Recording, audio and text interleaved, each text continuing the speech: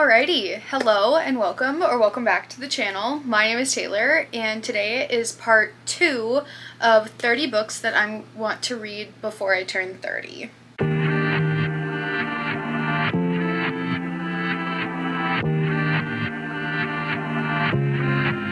So if you missed part 1, you don't have to watch in any specific order. Just after you get finished watching this video, go watch part 1. Essentially, I'm turning 30 in 2 years.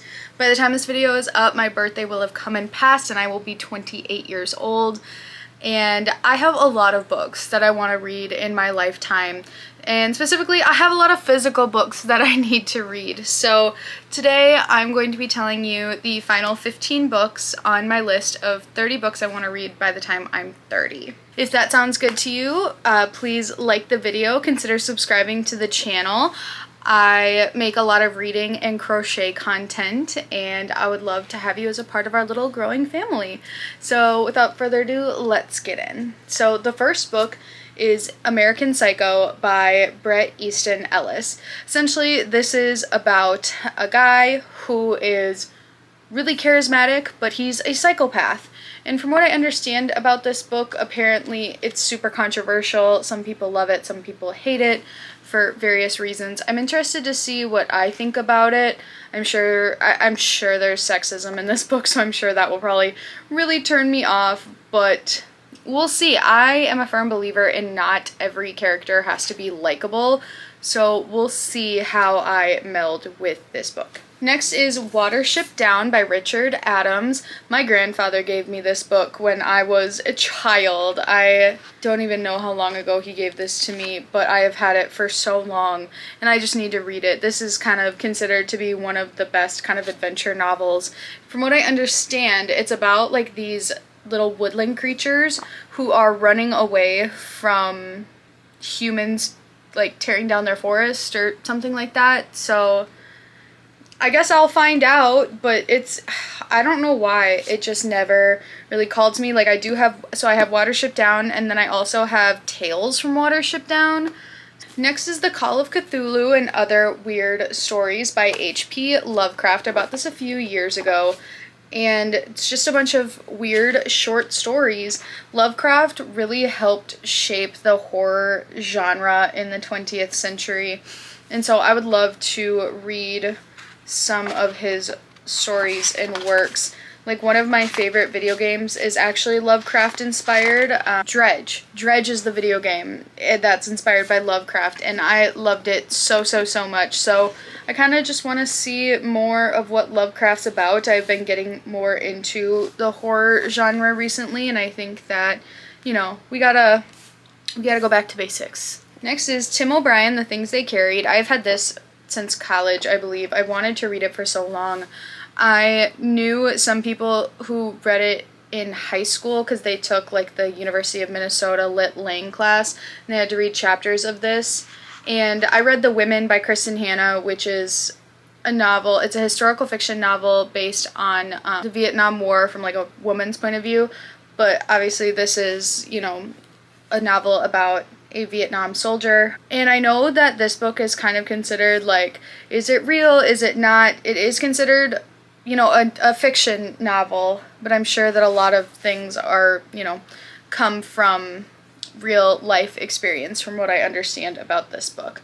I know that this is going to be a tough read, but I think that it will be very important.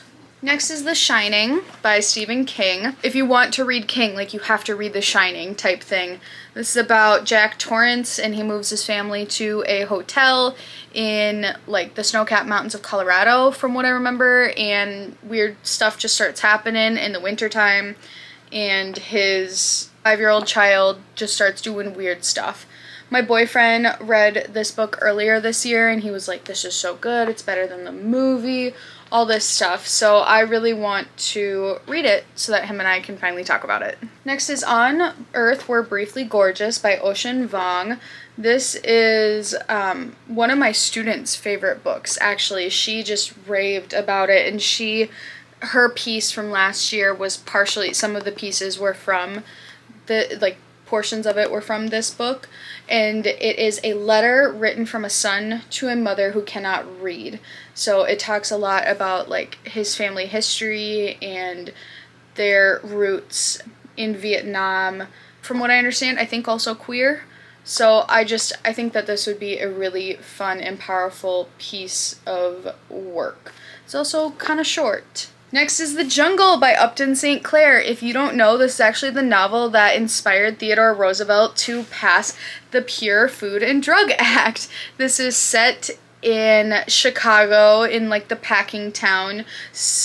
The main character's name is Jurgis Rudkis, a Lithuanian immigrant who is working under these terrible conditions, and it talks about like capitalism and soul-crushing urban jungle dominated by greedy bosses, pitless con men, and corrupt politicians. So definitely sounds up my alley. And I've heard when I bought this book, one of my friends was like, "Why did you buy this godforsaken book? That cover is nasty." And I'm like, "I don't know, but I don't mind it."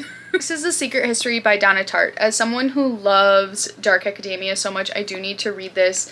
Me and Donna Tartt don't really see eye to eye on things. I read The Goldfinch earlier this year. I hated The Goldfinch. I actually read 50% of this book and DNF'd it. I have to start at the beginning. While I do remember a lot of stuff, there's just like so many of the finer details that definitely like got dropped for me. I know that people love this book, but just, I don't know, The Goldfinch just disgusted me so much that I'm just like, God, the thought of reading like the Secret History, I'm just like, I don't want to, but like I feel like I should. And I do want to know how it ends, because like I said, I read 50% of it and I'm like, what now? You know, but about a group of students who they study Greek, and they are all just like super crazy for Greek, and of course there's a murder, and do the kids get away with it? Next is East of Eden by John Steinbeck. This is a Cain and Abel retelling, and it takes place in the farmland of California's Salinas Valley.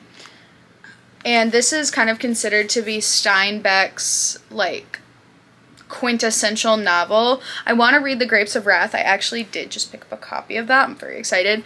But look at this cover. I just was so drawn to this. I've been drawn to these like biblical retellings recently, and I've heard wonderful things about this book. So I think this might be the longest one on this TBR, and I only included one behemoth book for a reason. So this is my one, this will be my mountain to climb. Next is Sally Rooney's Intermezzo. This really took the world by storm when it came out, and I wanted a copy so bad. I actually found this in a little free library after I had already put other books in, so it was kind of like I put the books in and then it came back with a book that I really wanted. It was crazy.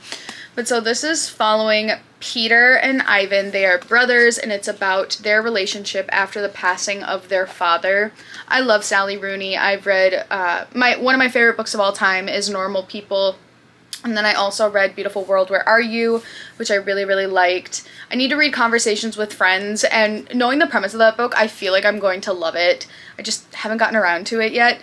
But I do have Intermezzo, so I'm planning on reading that for sure. Next is The Hate You Give by Angie Thomas. This is a young adult novel about 16-year-old Star Carter, who watches her best friend Khalil be murdered by police, and she's like there that night. And so it is a book about police brutality and wanting to speak up and protest against police brutality.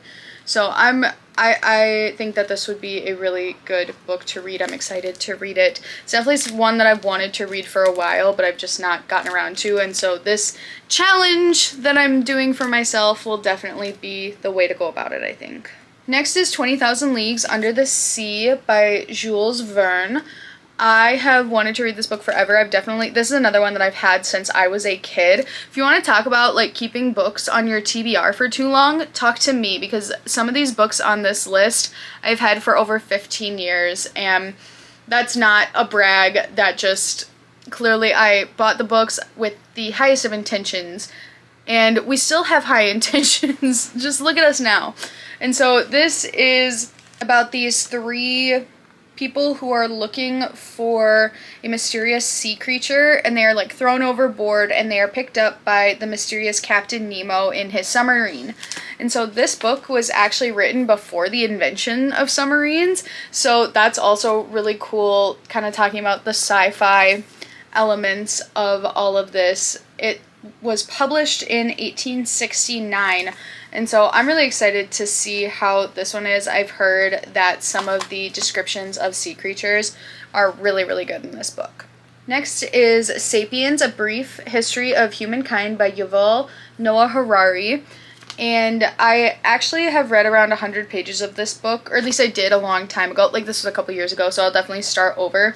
It talks about, like, how humans, specifically Homo sapiens, became to be.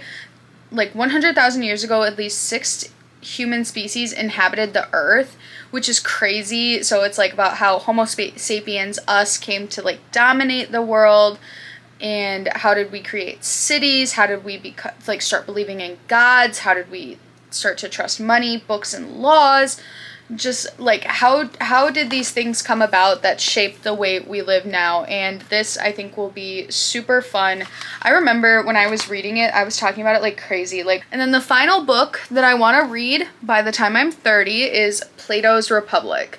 I feel like that was a lot of lead up. There wasn't really a reason for me to say it like that, but Plato's Republic is a philosophy book that is basically like a totalitarian government that is run by philosophers, I think. I did just recently haul this book, so it's not like I've had it forever, but it's definitely something that I think will be interesting to read about, like the way that Plato wants his totalitarian government to be run. And with that, we have come to the end of our challenge. I'm definitely going to start incorporating at least 1 to 2 of these books from part 1 and 2 into each of my monthly TBRs. There are so many books to read in this lifetime, and I don't want to like get on myself if I don't get there, but I do have 2 years to finish this challenge, so I'm going to do it. I am saying right now, I want to do this. These are all books that I own, that I want to read, so I'm going to prioritize this. Thank you guys so much for watching today. Don't forget to give this video a like and subscribe to the channel for more reading and crochet content like this, and I will see you guys next time. Bye!